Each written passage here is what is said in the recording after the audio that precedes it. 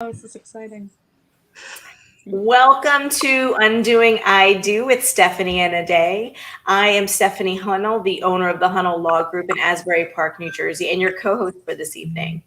And I am Adela La Sherilyn Dow, the owner of the law offices of Adela La Sherilyn Dow in Staten Island. Happy Thursday, everybody. Happy Thursday. We have a special guest. Very special guest, my pal, my friend, and my adversary on some cases. Erin K. Colgan. She is a law office owner here on Staten Island, and she also, and the reason why she's really on is because she owns a Quadro company called North Star Quadro, also based here in Staten Island, New York. Welcome, Erin. Thank you. Thank you. Bravo to you two doing such a great job and getting information out to the world this way. This is really great. Thank you. We have a good time on here acting up because you know I like to act up. So and I've watched your show before, so I'm really honored that you asked me to be part of it today, and I hope I can shed some light on the interesting issue of quadros and pension division. Yeah, we are going to get into it today because I always say, and people who watch us all the time know that I'm not really politically correct, but I always say that people cover their pensions like they're covering their private parts. They cover their retirements like there's about to be a problem. Yes. And yep, and we were just saying right before we went live, and a lot of people aren't telling the truth about these about the pensions and the fact that these are all marital assets. Date of marriage, date of complaint, it is what it is. In my opinion, this is like one of the easiest things to talk about and negotiate because there's no gray area here. Your pension is date of marriage, date of complaint, unless you have a prenup, unless there's some issue that there was no contributions ever during the marriage. So, yeah. Yeah, I mean, it's simple for us to talk about, but Erin, is it really that simple for people who come to you? Because I have a feeling that that's not the case. Well, it's simple for us to understand the concept, right? When we read about equitable distribution and why we consider, some non-economic factors like someone keeping the home or raising the kids to have some kind of value. But for that, then maybe the spouse wouldn't have been able to earn the pension. But I found as a younger lawyer trying to sell that to a client, it was like, well, she never really cooked good and she never really took care of the kids the way I liked it. So they don't buy it. And I guess what I try to do now is to say, we're not going to make law. Chances are the Court of Appeals is not going to agree with you that your wife didn't make enough varied meals and didn't dress the kids properly and make a decision that your pension is in fact wholly yours. So unless you're willing to spend an incredible amount of money and time, it's not going to happen. Kind of like what you just said. So our colleague and our fellow Facebook show and podcaster John Knocklinger, who's also a matrimonial attorney, says it is what it is. Yeah, he just echoed Stephanie. So let's get to it. What is it? What is a pension? So a pension obviously can be either, we use the word pension and maybe that's kind of a catch-all, but a retirement benefit could be a pension, like a defined benefit plan, where someone's going to get an income stream later in life after putting in a certain amount of credited hours of service. Or sometimes people refer to like an annuity as a pension, or they'll refer to a defined contribution plan, which is the second type of retirement benefit we deal with, which is a 401k or an IRA, something that has a cash balance, 403b.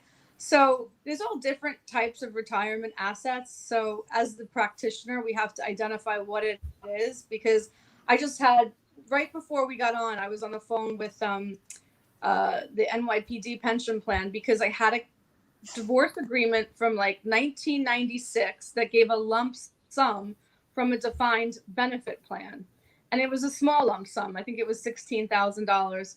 And we drafted the DRO to kind of match it, kind of knowing it wasn't going to fly. But I also wanted to send it to the plan to say what their response was, because it matched exactly what the party's judgment said. And they called and they said, whoever the attorney that drafted this, now this is going back years and years ago, had no idea what they were doing. You don't need a drove for this. And so we kind of got the answer to our question. But we were, like I said, the attorney thought they could have us do it this way. So if it's a lump sum, it's not coming out of the defined benefit plan. That's for sure. So, you mentioned NYPD, and our friend John just said, but I put my life on the line as a cop. My wife shouldn't get any of my pension. I earned it. And my answer to that is going to be, yeah, but for all of the years that you guys were down for each other and she was in love with you and you walked out of the door, it was her throat in her mouth every time you were late coming back in. So she earned it. Too. Right. Exactly.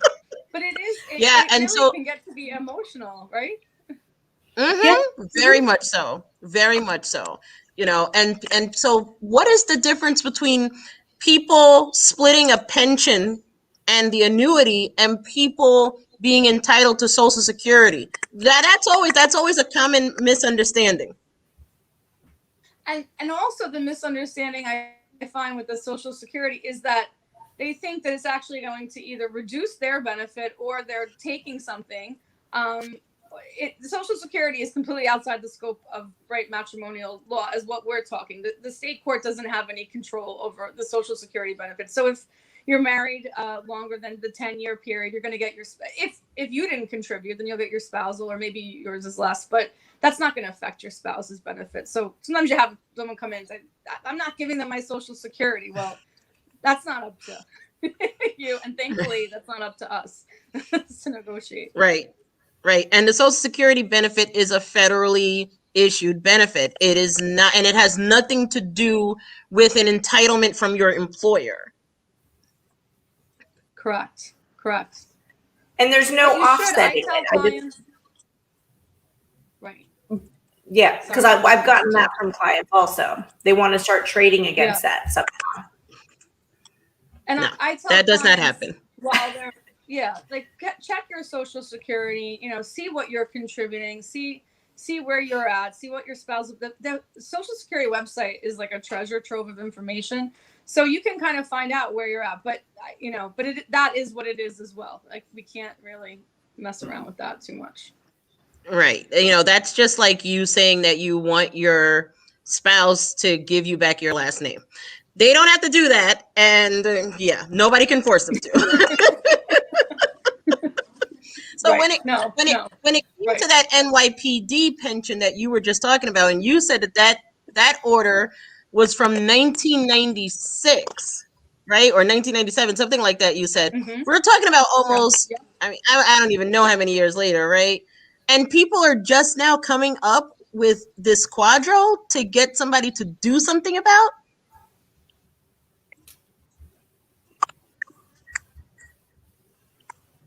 Did we lose you, Erin? So we might have lost you. This, what happens to be this woman and we're losing Erin. I think we're gonna have to. Hold on. Oh, there you go. You're back. Okay. Am I better? Okay. Yeah. Yeah. You're better now. On the Wi-Fi. Okay. Good. She happened to be somebody that was kind of down and out. She didn't understand the agreement. She was an older woman, and when I took a look at it, and I said, "Hey, you might have an asset here that you haven't managed to have distributed to you." So that's kind of where that stemmed from. But that was a happenstance type of situation where, as attorneys, sometimes we just come across like a little gem of a paragraph in an old order. But I think that as attorneys, or I'm finding with North Star, let's talk about it from the legal services point of view. What I'm noticing is attorneys kind of finish the divorce. It's an exhausting process to go through it. It's more exhausting, I think, sometimes for the lawyers to go through it. And the retainers usually don't cover these, the post issues, including the DROs. And I think that's protective, and I'm all for that. But then these poor people are kind of like clueless. They're like have PTSD from the entire process. They probably just want to collect their breath, and then the spouse hasn't retired. They probably don't think it's an emergency. Next thing you know, the spouse has remarried. Maybe they've retired. Maybe they've elected a beneficiary that's contrary to what the judgment says. And here you are in like a really bad pickle that we could have avoided if we just had the conversation. I think when you close your file out with the letter, I know Ms. Dow writes beautiful closing letters, and I know she gives a lot of information. I've started as an attorney giving a nice folder. I call it my next step folder, and I give them all the different things. I say, don't read it today, but maybe a month from now, take a look at this and just know that you do have these things outstanding. Just like if you were selling a house, you want to do that. Yep. And so John just talked about that. He said, I've never understood why people can't start DROs prior to the entry of the judgment of divorce. And, I think that there's something too, right, Steph? Yep. Erin saying, people are kind of sort of PTSD once they get to a certain point, and most attorneys do have in their retainers that they're not going to be covering the DRO, the quadro, as a part of their representation, and that they have to hire them again for that. And perhaps sometimes by the time they get to the end of the divorce, they may say, you know what, this person didn't even explain to me what a DRO is.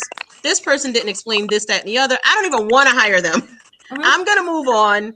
And then it's like, oh, I wanted to move on, but I didn't remember because life got in the way. I've had only a handful of cases probably that I can think of off the top of my head where the other side actually agreed to let's prepare have the quadro prepared or the DRO prepared in advance. So that way we can have the plan administrator review it. And then, we can submit it with the judgment of divorce at the same time. Then we're done and it's finished. But again, that's been really a handful of times where I can get my adversary on the same page. And let's talk about what a quadro is, because that was the biggest topic of the show. There's a little bit of feedback. I don't know what that. I don't know what that is. It sounds like something's eating some Doritos or something. Now I'm getting hungry. I want some Doritos. That would have been my daughter looking for some Doritos. See, she just said, I want Doritos. I'm with you. Yeah, I don't know what that crackling is, but the biggest thing about this is, what the heck is a DRO? What the hell is that? And why do I have to pay for it? What is a DRO? I'm going to mute myself when I'm not talking to see if that helps. It's quiet now. Right. Can you hear me? Yeah, we hear you. Can you? Okay. So a DRO is a qualified domestic relations order. The qualified part is once the plan accepts it and qualifies it under ERISA, and allows the existence of the benefit, right, to exist for the alternate payee, who's the spouse. The participant is the person that's working, that's earning the pension, and the spouse is the one who is entitled to a certain share. So if the person comes in and they say, well, why do I need this? My spouse is the one that's going to get it. I don't want to hire you to do it. I want to essentially bury my head in the sand. I say, well, that's, foolish, because you really ought to have an attorney look over the terms of this, because it really needs to comport with the judgment of divorce and obviously your stipulation of settlement.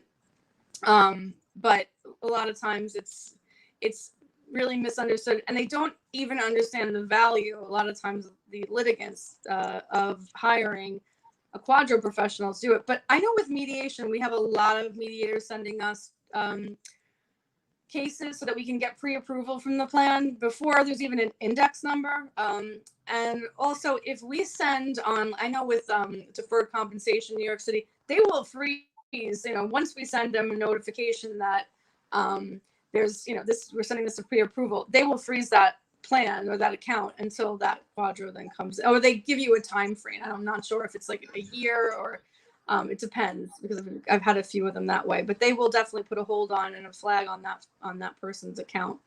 But you can also notify them with automatic orders, which I do, try to do in every case. But right, because if they don't know, then people can essentially just take distributions from their annuities And if the plan doesn't have it be that you need to get your spouse's consent to take the money out, then you're kind of sort of screwed.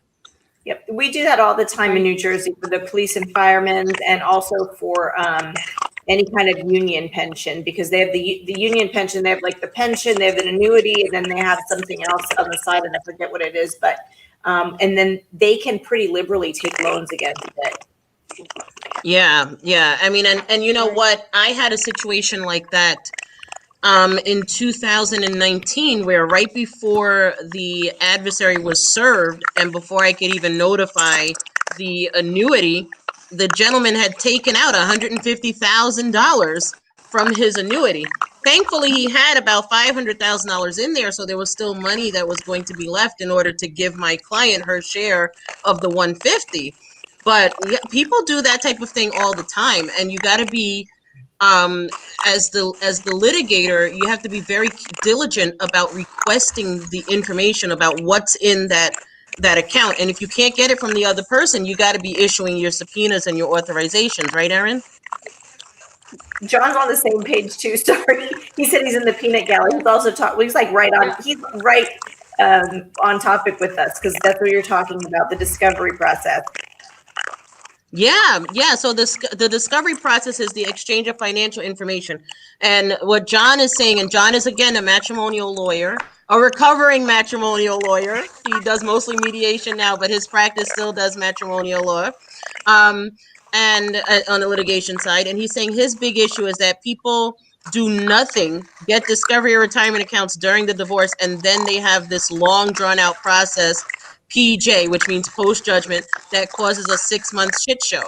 And the problem is that, people are so focused on who's going to get the house, who's going to get the kids, who's going to get the bank accounts, that they forget about the retirement benefits. And at the end of the day, now it's, oh snap, I should have thought about that. And now we're running around trying to figure out what happened to the money at the end of the day, when people should have known what was going on in the first place.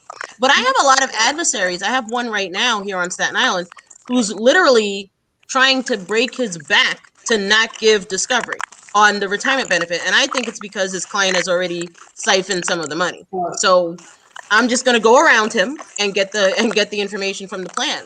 Is that the best course of action, Erin? Oh yeah, that's what I would do. I mean, you could just subpoena. I mean, you have an active case, you could just subpoena the plan. And if I mean, what is it? What is it, a government pension or? It's a private plan. Okay, I'm sorry. I don't know why my thing is. Yeah, your Wi-Fi is really. Yeah, so I would notify them. I would subpoena. I've never. John just gave a compliment. He said he picked the wrong attorney to screw with. You already know that's right, John. And Erin, if somebody does do that, where they dissipate some portion of the assets or take a loan against like a 401k or something, and we still have to do the plan, is there a way for us to push that onto the other person so that it doesn't impact the other spouse's percentage? Well, I think there's some language even that if, I see it in some of the SIPs that come through North Star, where they do say if the participant took a loan for more than, or took a loan and it impacts the other person's share, and the spouse, the alternate payee, will be entitled to up to 100% of the entirety of the asset to make them whole. But if they're wiping out the account, I just think you're probably on doing a contempt motion at that point. So once people once people get divorced, what's your timeline for telling them to go ahead and get their quadro? For us, I think because of the convenience of running the quadro, North Star Quadro, we try to get them on board right away. But that's because I've learned over the years, we're not new at this, and we've all made a lot of mistakes. And I can't tell you how many cases as a young attorney, the case ends, the file closes, I say my Hail Mary that I got through it, and on to the next. And so now I think as a habit and as a policy in our office, I think it's a best practice to make sure that that client knows that, you know, there'll be, you know, maybe a small upfront retainer after the divorce is over, and they're going to have to pay to have the quadro prepared. But it's best to do it now and to save the headache down the road. And then as a practitioner, if we're just talking about protecting ourselves, I feel good because I protected myself. If that person elects not to do it and they come across a whole host of issues 5 years from now, my conscience is clear. Yeah, I agree with you. I mean, one of the things about it is I like to be able to put my head on the pillow, right, Steph? I like to be able to know that I did the right thing. I told you what you needed to do. And then if you don't do it, you know, but at least you were told. Steph, what's your practice? Yeah, so we usually mention it before the file closes. We have a conversation about the quadro. A lot of times, sometimes it's the client's hesitancy. They're refusing to move forward with the quadro until the property settlement agreement is signed, even though that's not really going to impact the property settlement agreement at all. And then again, you have attorneys on the other side that are the same way. They're not going to do anything until the property settlement agreement is signed. But I have a letter that goes out to the clients in advance of closing the file. So I have another question. How do quadros ever come into play during the litigation? John says, you know, he was talking about most attorneys hate quadros, and that's true. They hate them because they haven't taken the time to read the necessary statutes and to familiarize themselves with what quadros are and how they can be used. Mm-hmm. But is there ever a point in time when you need to deal with quadros in the litigation?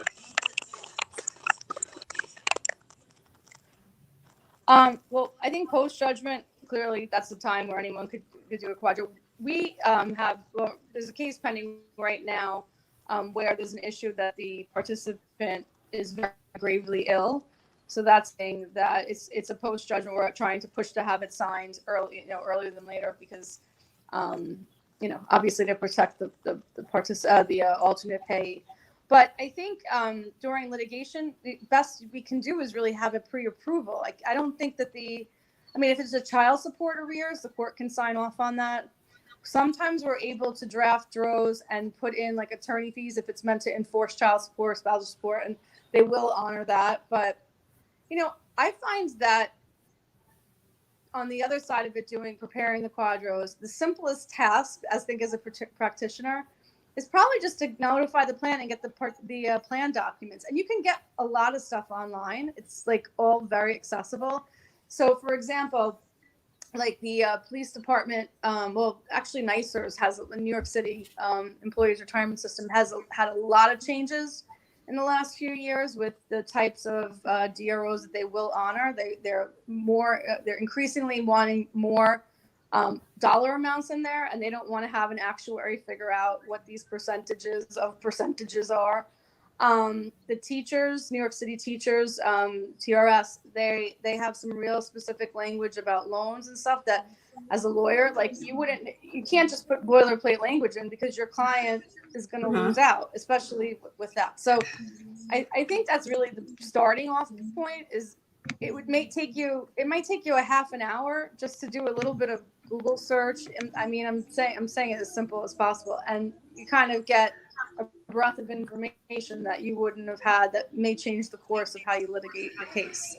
Isn't it true? Like, I don't know if your company, but I know there's some companies here also that in advance of, we can send and say, here, this is the type of plan. What kind of language do we need to include in our property settlement agreement to make sure what we're looking to accomplish is actually accomplished?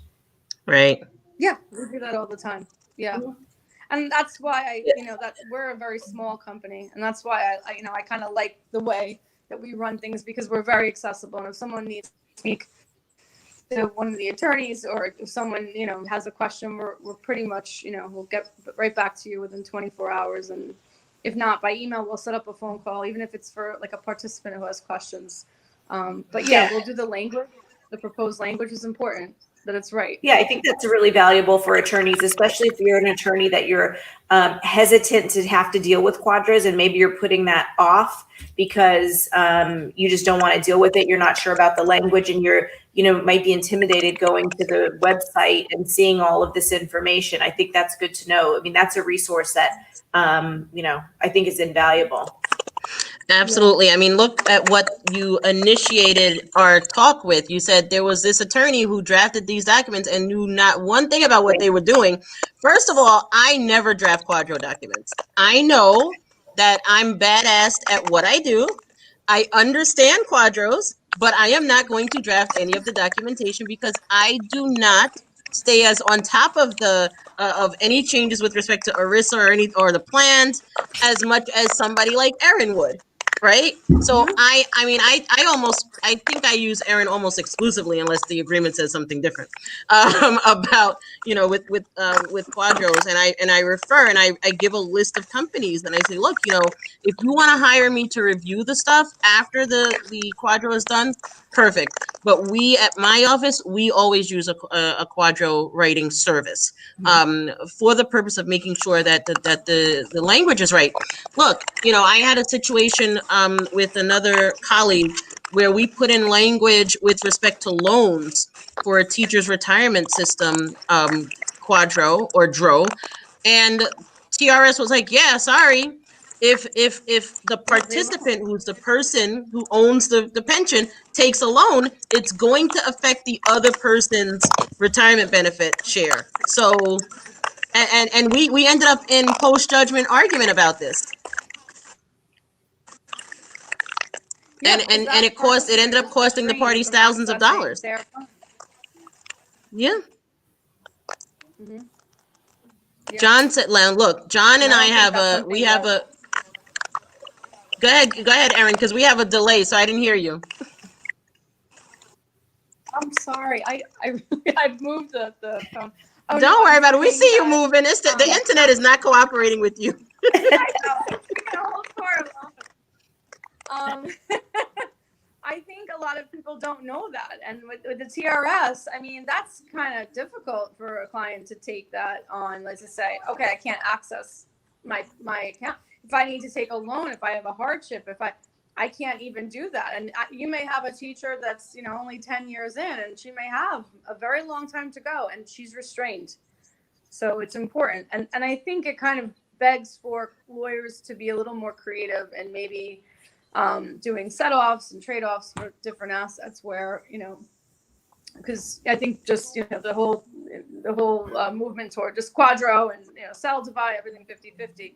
I think we could be a little more creative with that, especially if we have pension benefits that, aren't inherently equal in how they are. Like, let's say you have a spouse who already took the maximum option, then what? Now we have to deal with, the death gamble. Now we have to deal with an asset that, may not out, if the pensioner dies, then it's no longer an asset. It evaporates. So how do we, obtain collateral there, or life insurance, or their asset to back it up? There's a lot to consider. Right, because if somebody has, like, let's say that it's a city pension, an NYPD pension, and they take the maximum amount of money that they could get, they are not giving any survivorship benefits to anybody, which is something that people are entitled to. Your spouse is entitled to survivorship benefits, but a lot of the times people are getting divorced after the person has already retired and after they already selected max. So now there's no retirement benefit to give.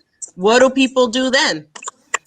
Can we just backtrack a little bit? And Erin, can you just explain for the audience what survivorship benefits are? Because people might not understand that once the spouse dies, they don't necessarily continue to get their benefit. That a lot of times the benefit is based on the spouse's life expectancy. Sure.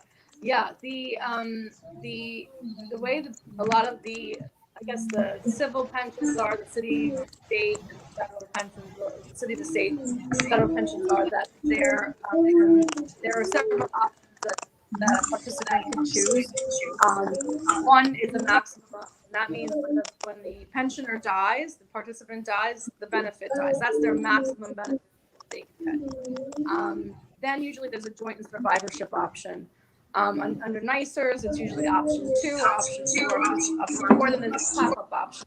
But I'll get to that in a minute. The joint and survivorship, a lot of times we can agree that in the event that the participant dies prior to retirement, the participant will have to take either a 25%, a 50%, 75%, or if they were still married, they could take up to 100%. Or even if they were divorced, they certainly could. And then there's a pop-up option that says, okay, I'll take a further reduction, and that will be on my cost, the participant. If the alternate payee predeceases me, then I revert back to my full maximum benefit. But there are a lot of different options, different defined. These are all with regard to defined benefit plans. And a lot of times people will say, well, I want to get a life insurance, but I want to take the maximum option and get a life insurance policy. So that's, that is an option. I mean, that's an option that I've explored on cases, and certainly some people find it appropriate for them. But the language in your stipulation of settlement and then your judgment of divorce, reflecting that, has to be so specific for the plan to honor that joint survivorship option. If you leave it out, it's gone. And if you don't, and if you leave it out, and that's participant spouse remarries and then designates their new spouse, you're out of luck too. It's really important. It's hundreds of thousands of dollars of a lost benefit. It could be. Yeah, John just said that he has to run to a group coaching call with his tribe. John is a men's divorce coach. So if there's any men out there looking for a bomb coach to help them through the divorce process, that is John Knocklinger. But he just said that an issue is the negotiation of life insurance. And I tell you, one of the issues that I have with that is that if you are at the point where you've already retired, most likely you are older. And that poses a risk for you getting life insurance. And if you have any pre-existing health conditions, or, God forbid, you've had cancer or you have had heart problems, now you're not even insurable. So what now then are people going to do in order to secure the pension benefit? Because if that person closes their eyes, there is no longer a benefit. So it's a big consideration, and that's where the creativity of the lawyers really comes into play. And if there are people out here wondering, well, I hired a lawyer, why do they have to consult with somebody who does quadros? It's because the person who does quadros has far more expertise at figuring out how we can get around issues. Mm-hmm. Yep. And like you said, how to word the issues in the agreement to make sure that you don't lose the benefit that you think you had. That's the worst case. If you think that you're going to have this benefit at the time that you're ready to retire, or your ex is ready to retire, and come to find out that that's not how it was drafted and you don't get it. Absolutely. The drafting of these documents is everything. And I think that the retirement benefits portion gets short shrift. And so I have another question. When we talk about offsetting, can you explain to people how that comes about in retirement context or retirement benefit context? Yeah, I mean, I think, simple example is if you have two pensioners. So if both spouses are participating and accruing pension and retirement benefits, we would either have an appraisal of both, or, it would seem to be kind of, you could do two quadros against each pension plan, but you might want to figure out what they're both worth and offset. So one pension, let's say, is worth, $800,000 and the other is worth $500,000. We can take from that larger pension to kind of equalize the positions. You could do that also, when you're talking about other assets, but you have to understand tax impacting. You have to look at the nature of the, one's liquid, this is not liquid. So this is not a lump sum. So there are some cautionary tales, I'm sure many lawyers have, and, practitioners have to protect themselves, cover your butt when you're writing these, to these agreements, so that, you explain why there's an offset or how you did it. Because the worst thing is when you see, just one sentence, and understand this happens. We get stipulations signed in 2021 where there's one sentence: parties agree that the retirement benefit will be split pursuant to Majauskas. And then I'll call the attorney. What's the retirement benefit? What's the name of the plan? Oh my gosh. You didn't, and it makes your heart sink as a lawyer, because I'm a lawyer's lawyer. I'm a girl's girl. I want to help out our practice because it's getting more complicated every day. It's not simple. But 1980 was when, in New York State, equitable distribution became a thing. So we have to elevate, and we have to know when we got to pick up the phone and call somebody to say, how do I do this? Just like if I have a really complicated parenting issue, or, maybe there's a special needs child, maybe there's something more complicated than I'm really equipped at, I may need to call in a professional to help resolve that issue. So I think it's important to know as a lawyer when when you need a little bit of a hand in getting it right. So you just mentioned this case called Majauskas in New York, and I think it's which I don't know the offhand the name of the case in Jersey. Is it Painter, where we talk about okay. When the interest in retirement benefits starts, and it starts generally from the Painter, right? Yeah. So it starts basically from the day you say I do, the day you're on that beach and your hair is flowing in the wind, or if you're like me, your head is cold because you don't have any hair, and the day that somebody files for divorce, that's the time period that you accrue an interest in your spouse's retirement benefits.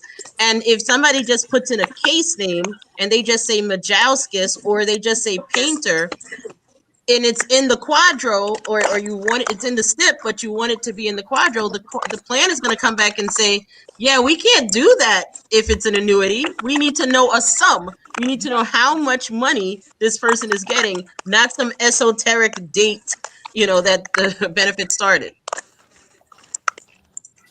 Yeah. And with NYSERS, with the police department pension, they've recently come out and said they want a number. They don't want to calculate anything. So you used to put that word in and it would trigger something. They're saying we're not doing that anymore. If you go right on their website, they have notice saying, as of, I think it's July, we're not doing this anymore. So you give us a number, which is one of the things that we always talk about. Yeah. No, go ahead. No, good. You're good. So I was going to just compliment that and say, one of the things that we always talk about on the show is when you have a divorce or, post-judgment work for family law, you want to go to a family law attorney. And this is one of the reasons why you want to go to a family law attorney and somebody that works in this field on a regular basis, because we also know what we don't know, and we know that we need to pick up, and we know that somebody else needs to draft a quadro. I never draft a quadro. I mean, and I call if I'm not sure if they're familiar with the plan, I will call and say, what kind of language do I need to include in the property settlement agreement to make sure my client's taken care of, and to accomplish goal X, Y, and Z. But if you don't know that, you think that it's enough to just say we're going to equalize these pensions, or he gets 50% of this, annuity, and it's done without any extra language, like you said, one sentence in the agreement. It's not sufficient. Yeah, that just ain't right.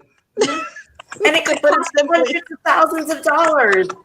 What you might lose post-judgment practice. We were talking earlier. I told you we had to do a postal pension for the U.S. Postal Service, and the person didn't finish the quadro in advance. We had to do what's called a constructive trust, where we had the money that was going to the ex-husband had to get paid into the ex-wife. It was just like it was a huge mess. And it was a year and a half worth of litigation. It's not worth it. I mean, my biggest takeaway from all of this is to pay attention, ask questions. I have an NYPD member now who's asking me questions. Should I not contribute to my pension because my wife is still going to be getting more, if I'm still on the job? Is it really true that her interest stops when we file the divorce, action? There's all kinds of stuff. And you might as well ask and get the right answer than ignore it thinking, oh snap, I don't want to pay not a dollar more, because that is, what did my mom used to say, penny wise and pound foolish. Hey, Erin. or somebody like her. Yes. And get your own money straight. Yes. You know, you don't want to be sitting there years later. Like I have like I was telling Erin before we got on, I have a client whose case I'm going to have to try to handle because she totally forgot to get a quadro done, and her ex-husband just cashed out of the pension, and I'm going to try to get her this money back. But suppose there's no other asset, like Erin was saying, for me to get the money from. Then what? Got to do it now. You have to. And by the way, this is all a planning thing. Planning. You have to do financial planning for your retirement. This is something that you have to keep your eye on. Don't just set it and forget it. Think that because it was in a property settlement agreement, there's nothing else that you have to do. Erin, what are your final words for the people today? Thing with well, I just want to touch on one thing, Stephanie, because I think it's excellent to have a financial planner as an attorney or as a party, just to kind of sit with you after this process is done.